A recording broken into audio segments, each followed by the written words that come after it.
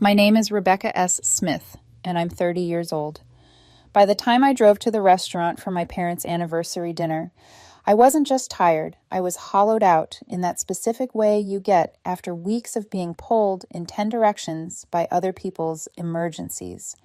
Subtle digs disguised as jokes, last-minute crises that somehow always landed on my shoulders, and the constant sense that my role in this family was less daughter and more open wallet had been building towards something for months.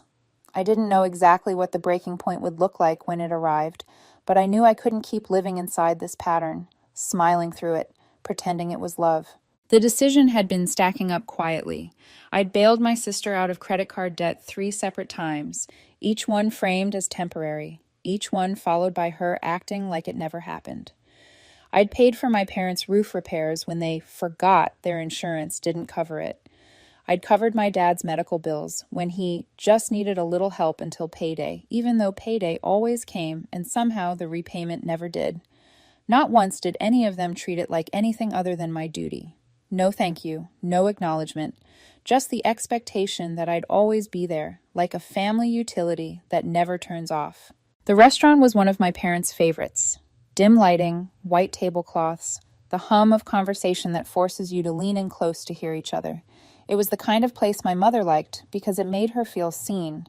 My father liked it because the staff knew his name. My sister liked it because she could post it on social media and imply a lifestyle she didn't actually fund. I already knew I'd be paying for everything the way I always did, but for once, I wasn't counting the bill. I was counting the seconds until someone reminded me exactly where I stood. They were in good moods, the kind that come from celebrations that don't cost them anything emotionally.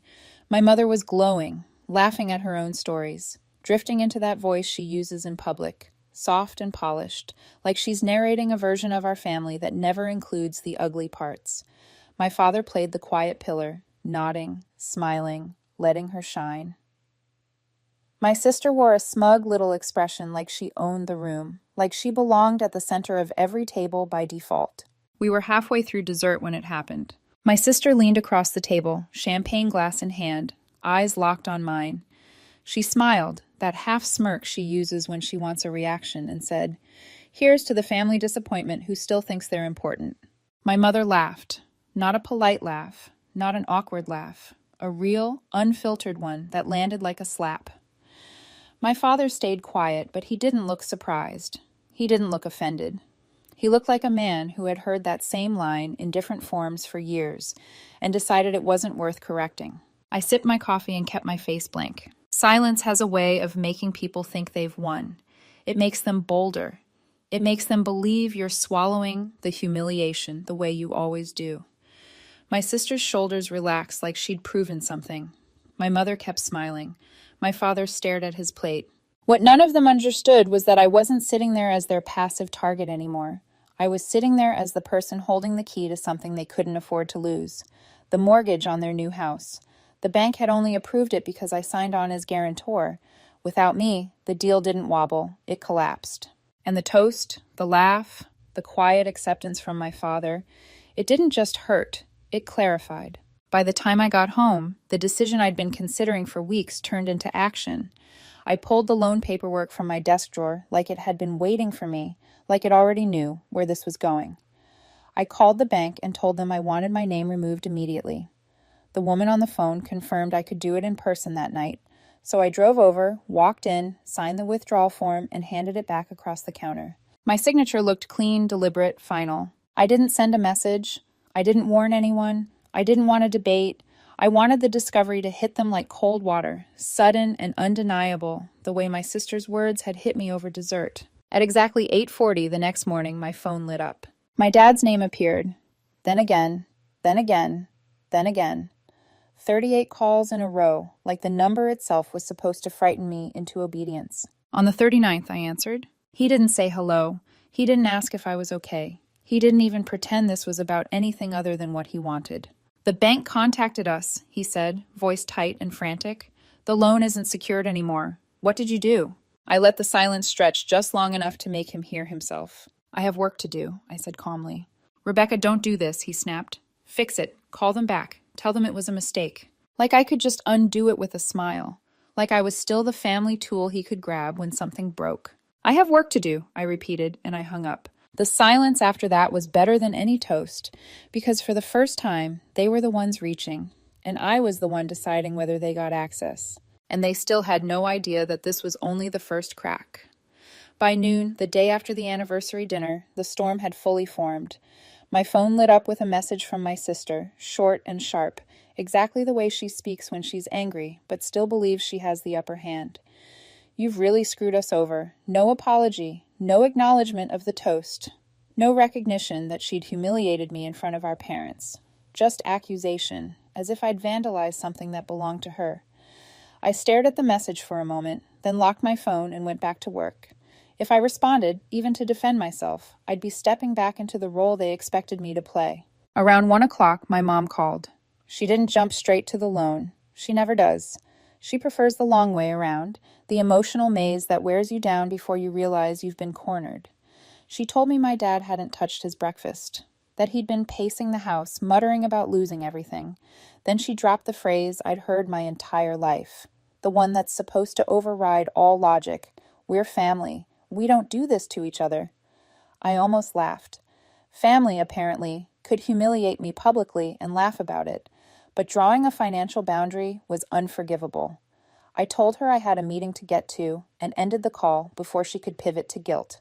2 hours later, my Uncle Dean called.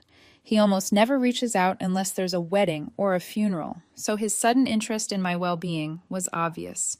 He tried to start light, asking about my job, pretending to remember the name of a coworker, then casually mentioned he'd heard my parents were going through something, and maybe I could step in just to get them through a rough patch. The phrasing was careful, like he didn't want to sound like a messenger, even though that's exactly what he was. I told him it wasn't his concern, and hung up before he could launch into a lecture about loyalty. That evening, my sister tried again, this time by calling instead of texting. Her tone was softer, almost rehearsed, like she'd practiced in the mirror. She said she'd been thinking a lot about what she said at the restaurant. For half a second, I wondered if this was it, if she was actually going to own it. Then she followed with, "If you just sign the papers again, we can put all this behind us." It wasn't an apology, it was a transaction. She wanted the benefit without the accountability, the same way she always had. I told her I wasn't interested and ended the call. The next morning, I ran into my parents at the grocery store. The odds of it being accidental were about 0.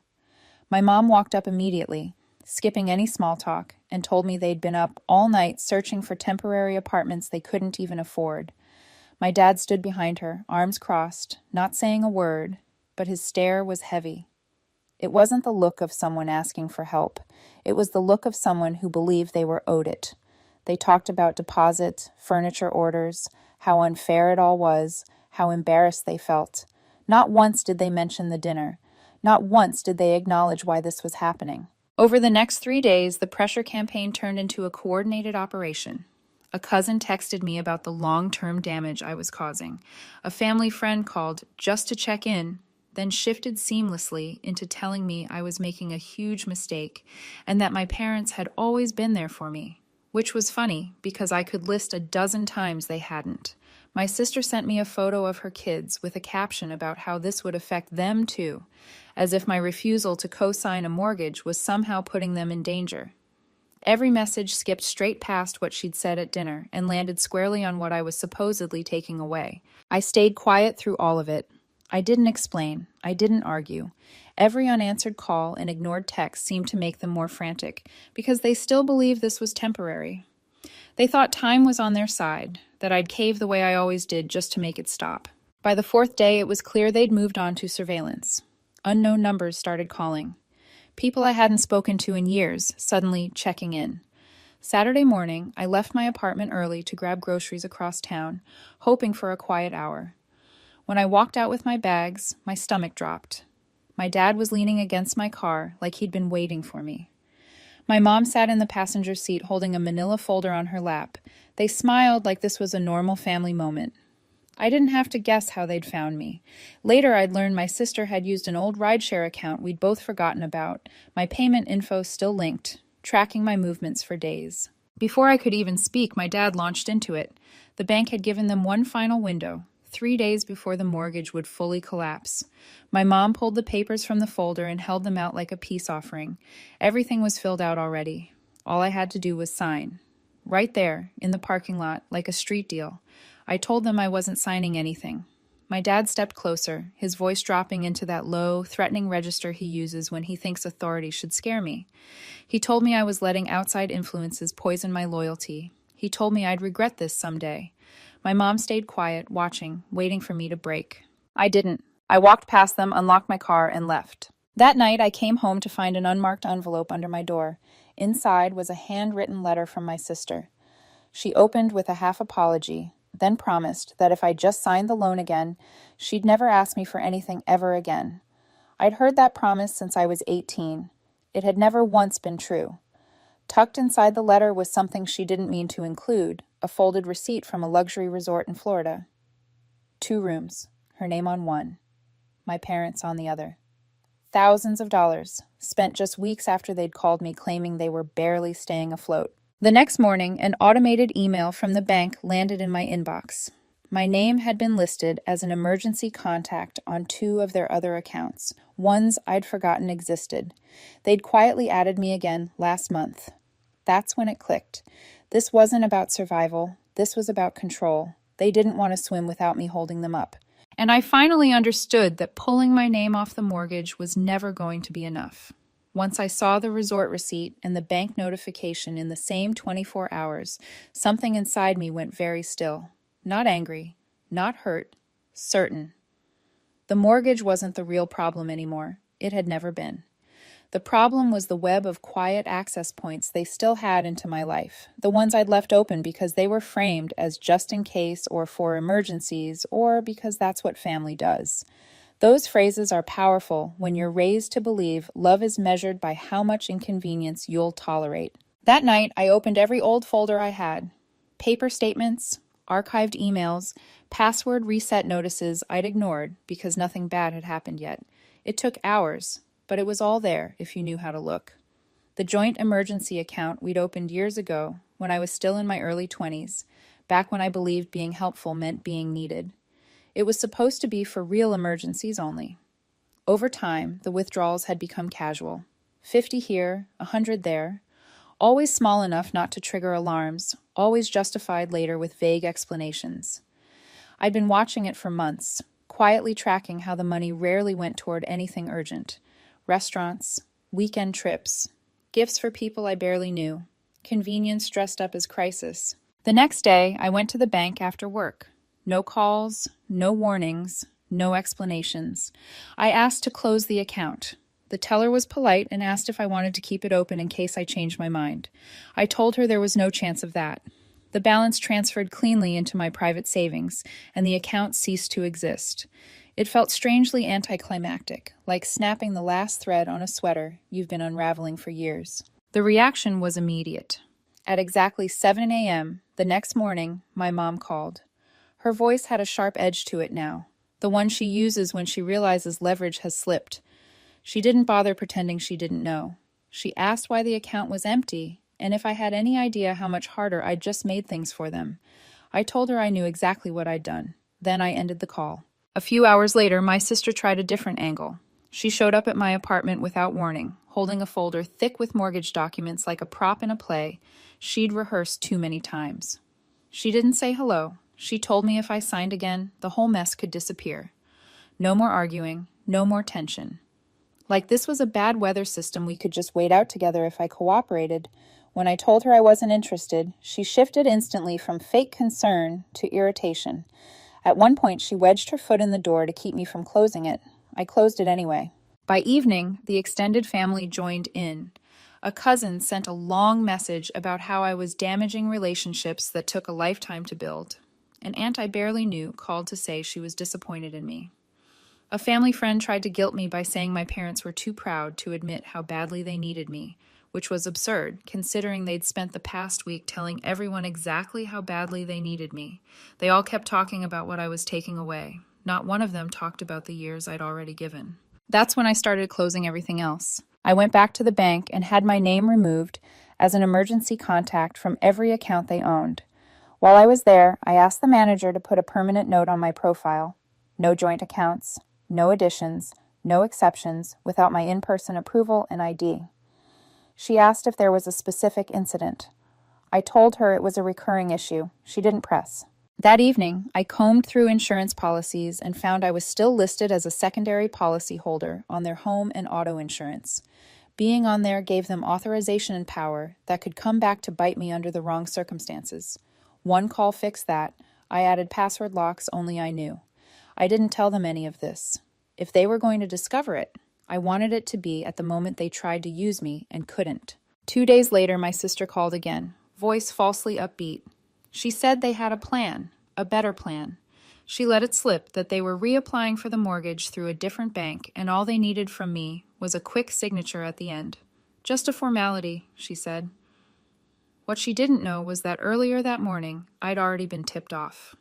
One of the loan officers at that bank was a guy I went to high school with. He'd messaged me quietly, "Your name's on a mortgage application that just crossed my desk. Did you mean for that to happen?" The anger that hit me then wasn't loud. It was cold and precise, the kind that locks decisions into place. That night, I wrote one email. No drama, no long explanations. Just facts. I sent it to my parents, my sister, and every relative who had called or texted me since this started. I will not be providing financial support of any kind now or in the future. Any attempt to involve my name, accounts, or signature in your financial matters will be considered fraud and reported immediately. Family is about respect. You've made it clear you have none for mine. The replies came fast. My sister's was rage, accusations, name-calling, even a thinly veiled threat about how I'd regret this. My mom's was 3 paragraphs of guilt, each sentence carefully designed to make me imagine her crying while she typed it. My dad didn't reply at all. By the next morning, my number was blocked on his phone. For the first time in weeks, my phone was quiet. But I didn't mistake quiet for peace. I'd grown up with these people. I knew their playbook. They don't quit, they regroup. They wait for you to relax, for one door to crack open. That's when they push. So I decided to make sure there were no doors left. 2 days after I sent that email, the silence felt wrong. Not peaceful, not resolved. It was the kind of silence that hums, like power lines before a storm. I knew my family too well to believe they'd suddenly accepted reality. They weren't done. They were recalibrating. That Thursday morning at 6:45 a.m., I heard a knock on my apartment door. Slow, deliberate, the kind of knock meant to announce presence, not ask permission. I checked the peephole and felt my jaw tighten. My sister stood there, hair still damp like she'd rushed over, phone in one hand, a thin, practiced smile on her face. I didn't open the door. Through the wood, she said, "Rebecca, I just want to talk. We figured something out." I stayed silent. Her tone shifted slightly, losing the friendliness and gaining edge. "This doesn't have to be like this. We're family. This is our last chance to fix it." I still didn't respond. After a few more seconds, she sighed dramatically, like I was the unreasonable one, and walked away. I thought that might be it for the day. It wasn't. That afternoon, my HR department called me into a conference room. 2 people from payroll were there, along with my manager. They looked uncomfortable. "Someone called earlier today pretending to be you," the HR rep said carefully. "They were asking questions about your salary, your health benefits, and whether your direct deposit information could be changed." My stomach dropped. "They were persistent," she continued, "but the questions didn't match our verification process, so we shut it down and flagged it. We wanted to let you know." The number traced back to a prepaid phone registered in the same area as my parents' house. That was the moment the situation crossed a line. This wasn't guilt anymore. This wasn't manipulation. This was interference, escalation. That night, I didn't hesitate. I gathered everything I owned that tied my life to theirs. My will, my insurance policies, old beneficiary forms, a power of attorney I'd signed years ago without thinking, back when I believed proximity equaled safety. I drove straight to my attorney's office and asked for an emergency appointment. For 3 hours, we updated everything. Every family member was removed from every document. My estate was reassigned to a charity and a trusted friend. My life insurance named 2 non-relatives. The power of attorney was shredded and replaced. My lawyer added standing instructions to initiate immediate legal action if anyone attempted to forge my involvement in any financial or medical matter. We created a paper trail so clear it could withstand scrutiny without me ever speaking again. When I left his office, I felt something I hadn't felt since this started: control. The next morning, I sent one final message, one sentence, to my parents, my sister, and every relative who'd participated in the pressure campaign. There is nothing left to discuss.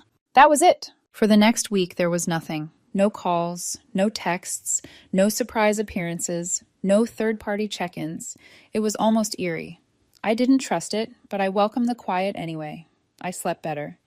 I focused at work. I stopped flinching every time my phone buzzed. I knew better than to believe it was over, though. 6 months passed. Then, 2 weeks ago, the silence cracked. I received a voicemail from an unfamiliar number. My dad's voice came through thin and strained. "Rebecca, it's urgent. Please call me back." He didn't say why. I didn't call him back. Later that day, an old neighbor from my parents' street messaged me on Facebook. She said she didn't know if I'd heard, but the new house, the one they'd fought so hard for, was gone. The bank had taken it. According to her, after I pulled my name from the mortgage, they scraped together enough to keep it afloat for a while, probably hoping I'd cave. When I didn't, they tried renting it out to cover costs. The tenants were late, then they stopped paying entirely and bailed mid-lease. That was the last straw. The bank foreclosed. It got worse. My sister had stepped in with her own solution. She took out a personal loan to help with the mortgage, claiming she had stable income. When she couldn't keep up with the payments, the lender came after her. She sold her car to make a few installments, but the debt ballooned. Her credit score collapsed into the low 500s. The same sister who mocked me at the anniversary dinner now couldn't even qualify to co-sign a basic apartment lease. My parents moved into a cramped rental across town. The uncle who'd lectured me about loyalty at the beginning of all this was the one who covered their deposit. According to another cousin, he already regretted it. They'd been late on rent twice in 4 months. Last week, my lawyer forwarded me a letter from one of the banks they'd tried after the first mortgage collapsed. They'd attempted to apply for another loan and once again listed me as guarantor without my knowledge. My fraud warnings triggered immediately. The application was killed within 24 hours, and the bank formally blacklisted them from future loans. That was it. No more angles, no more backup plans, no more ways to drag me back in. I didn't have to confront them. I didn't have to raise my voice. I didn't even have to speak. Their choices did the rest. When the last bank flagged their application and formally blacklisted them, something inside me finally unclenched. Not relief exactly, more like gravity returning to normal. For months, I'd been living with the sense that at any moment, someone from my family would appear, demanding, pleading, manipulating, insisting that I fix what they refused to take responsibility for. The blacklist wasn't revenge. It was closure enforced by institutions that don't care about family narratives or guilt, just facts, just patterns, just risk. After that, there were no more calls. No text disguised as concern, no relatives checking in, no surprise appearances at grocery stores or parking lots. The silence settled differently this time. It didn't feel like a pause. It felt like an ending. I won't pretend I didn't think about them. I did. Sometimes late at night, when the apartment was quiet, I'd replay that anniversary dinner in my head. My sister's champagne glass, her smug smile, my mother's laugh, my father's silence. For a long time, that memory burned. Then it dulled. Eventually, it transformed into something else entirely. Clarity. That was the moment they told me exactly how they saw me.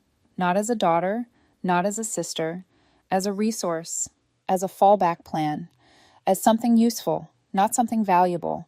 And once you truly understand that, you can't unsee it. Friends asked if I felt guilty. They always do. As if guilt is the natural consequence of refusing to be exploited. I told them the truth. I felt sad sometimes. Sad that my family chose pride over accountability. Sad that my parents would rather lose a house than admit they'd crossed a line. Sad that my sister still believes everything that went wrong was someone else's fault. But guilty? No. Guilt belongs to people who've done something wrong. All I did was stop saying yes. I moved on in quiet ways. I changed my routines. Found a new coffee shop where no one knew my family name. Took a weekend trip alone just to prove to myself that my life didn't orbit theirs anymore. I started sleeping through the night without checking my phone. I stopped bracing for impact. One evening, a coworker asked why I seemed lighter. I laughed because I hadn't realized it was showing.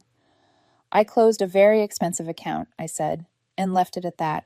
Every so often, news filtered through anyway. A cousin mentioned my parents were struggling to adjust to renting. Another said my sister was angry at everyone, and no one at the same time. Someone else said they were still telling people I'd abandoned them, still clinging to the idea that I was the villain in their story. I let them have it. They needed that version to survive. I didn't. The hardest part wasn't losing them. It was accepting that I'd never really had them in the way I thought. That realization came with grief, but it also came with freedom. Because once you stop trying to earn love from people who only respect control, you get your life back. Piece by piece, choice by choice. 6 months after the foreclosure, I walked past a real estate office and saw a listing photo that looked eerily familiar. White siding, wide windows, the kind of house my parents once called their dream. I felt a flicker of something, then nothing at all. Dreams built on entitlement don't last. I don't know if I'll ever sit across from my parents at a dinner table again. I don't know if my sister will ever understand that the moment she raised her glass and humiliated me, she didn't just insult me. She severed something she assumed was unbreakable. What I do know is this. The bank of Rebecca S. Smith is permanently closed. There are no extensions, no emergency withdrawals, no silent guarantees. Respect has an account balance too, and they overdrew it years ago. I didn't ruin my family. I simply stopped protecting them from the consequences of who they chose to be. And for the first time in my life, that feels like peace.